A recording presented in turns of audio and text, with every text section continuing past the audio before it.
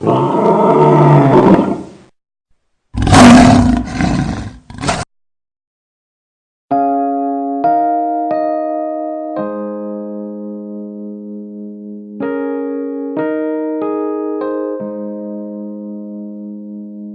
is so simple, ladies and gentlemen. This idea that is at the core of all of our teachings. I've been out there doing this for over 30 years now. The Erroneous Zones was published 30 years ago. And what I've discovered is what Earl Nightingale told me when I was just getting started in this whole business. When something called the strangest secret. We become what we think about all day long. We become what we think about all day long. But more than that, understanding that your thoughts are real, that they have an impact. Isn't it conceivable that your thought can have an impact on whether or not you can attract what you want into your life? That you can extend it out into a universe which is perfect, which has no need for you to interfere with it, which is always doing exactly what it is supposed to do. No restrictions on it. And it always has been doing it, and it always will be doing it. And everything that you're going through, it's all part of the perfection of all of this. That you are not any of the things that you've come to believe that you are. You're not what you have, you're not what you do, you're not your reputation.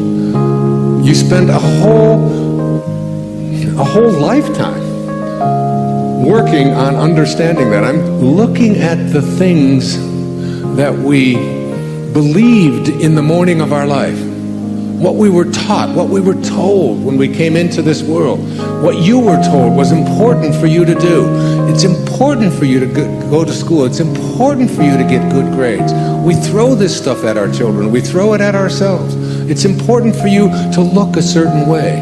It's important for you to make the team. It's important for you to defeat somebody else. It's important for you to make a lot of money, to advance in your profession. It's important for you to be a good daughter, to be a good mother, to take care of your family. It's important for you to have goals. It's important for you to figure out what other people are doing and get there ahead of them so that they don't get ahead of you. It's important for you to win.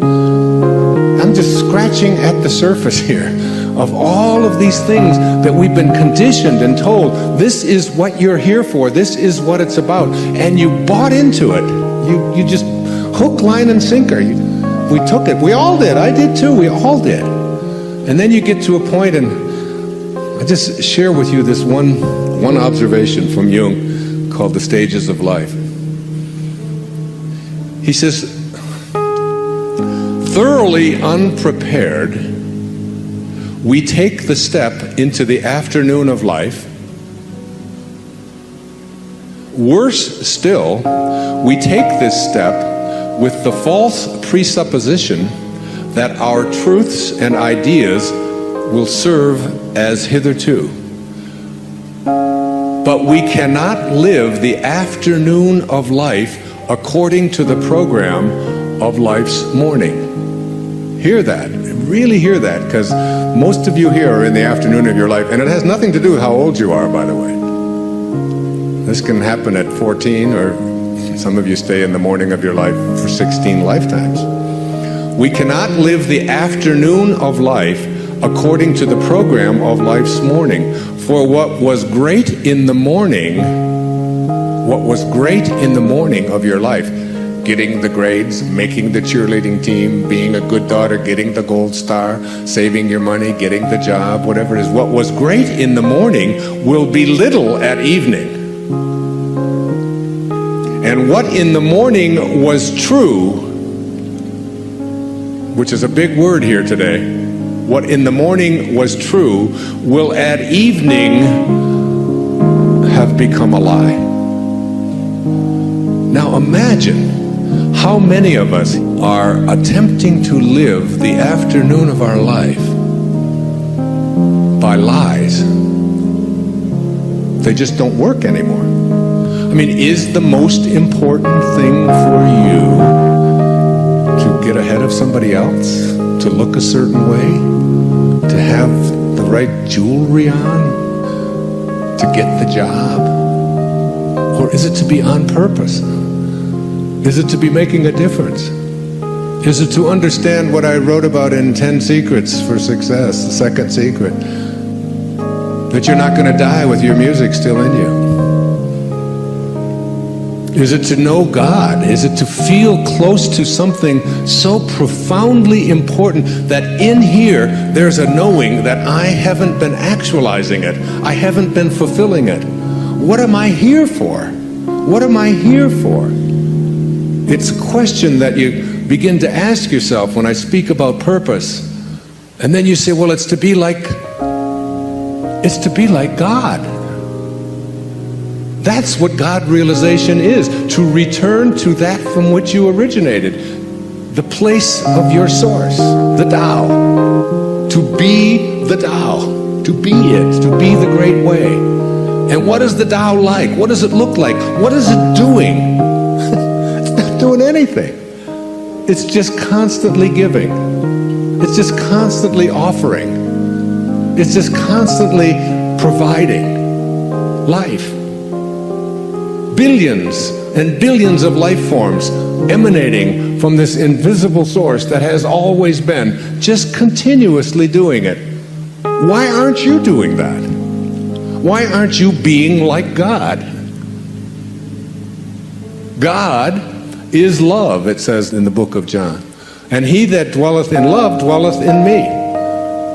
Your objective is to be like God, to return to your source, to your Father, whatever you want to call it.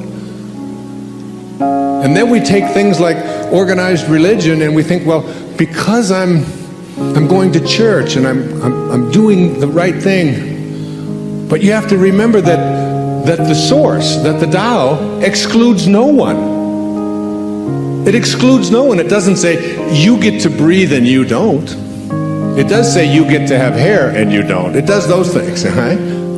But it doesn't say you get life and you don't. It says it's for all of you, you're all one.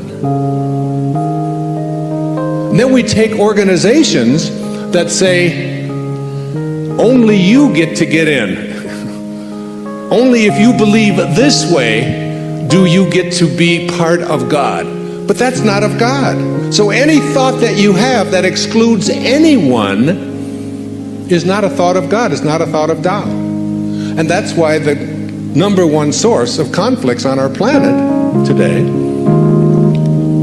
is about organized religions fighting organized religions. And none of it is of God. Anything that divides us weakens us. Anything. Any thought that you have that divides you from somebody else, that makes you better than somebody else, that says this, any judgmental thought at all like that is not a thought of source. And the minute that you leave source, you lose the power to manifest. You lose the power to attract into your life what you want. You have moved away from source.